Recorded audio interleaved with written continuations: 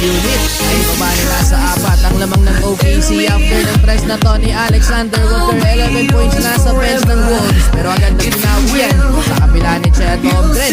Nakapagtala din ng tres mga bro si SGA under 4 minute mark.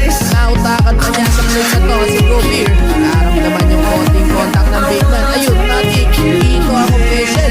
Nasa position ng crowd ng free throw merchant. Nakaka-anim na free throws na mga bro si SGA sa first half with 21 points. Shooting 7 of 13 sa field. Hindi masyado nagpaparang ng Benson si Sena.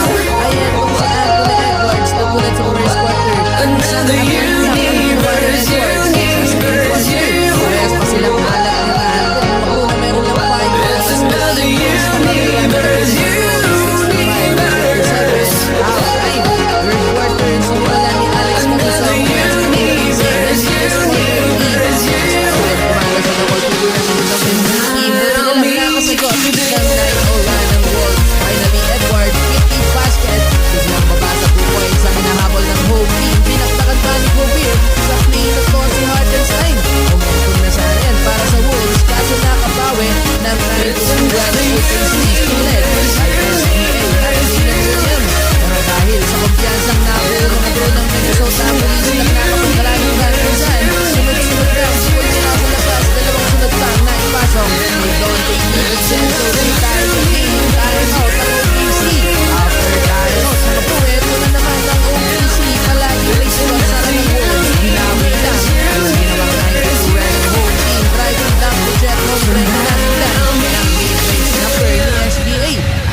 Edwards double digit scoring na with 10 points in 32 minutes pero si SGA 29 points in 32 minutes. Gandang hesitation move pa ang ginawa sa dulo, 90-85 heading into the fourth quarter. Well, fourth quarter solid start mga bro para sa Wolves. Naz Reid two-handed dunk, buti na lang kahit alat sa Edwards. Laking tulong ngayon ang pinsan ni SGA na si Nickeil Alexander Walker na meron ng 21 points after ng tres na to. Under 8 minutes balik court mga bro si Anthony Edwards. Palitan kagad sila ng basket ni SGA pero Wolves naman ang napatime out nang pumalo ulit sa 8 points. Ang lead ng